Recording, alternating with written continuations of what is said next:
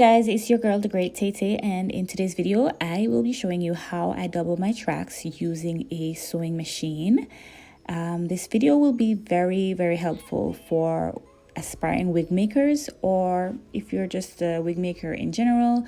You can try my technique, let me know how it works. And for this video I'm using my Dash 27 613 bundle. It's I believe the length it's 14 inches. Details will be in the description below. And guys, don't forget to subscribe to my channel and hit the notification bell. This way you won't miss my videos. So to start, what I do, I place the tracks together. I don't cut my tracks. I put the tracks together, not on top of each other, but you know, pretty close enough. And then I place it under the needle on the sewing machine. You don't want to start at the very end when you're sewing. You want to start maybe like 2 inches away from the end. You place your needles down and then you start sewing. So my technique, my little technique is I use my right finger to hold one of the tracks down, and at the same time I use my left finger to kind of like push the track forward under the needle. So if you look very closely to the video, you can see I use my right finger, I hold the track down, and then the left finger, and I'm like slightly pushing the other track forward under the needle. So this way the tracks won't shift.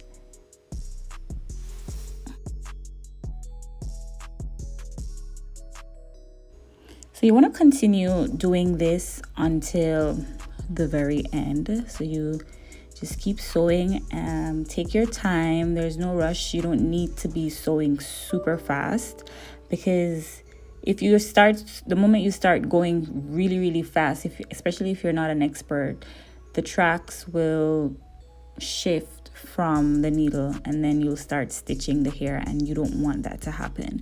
So you take your time, no rush. Just sew at a comfortable pace.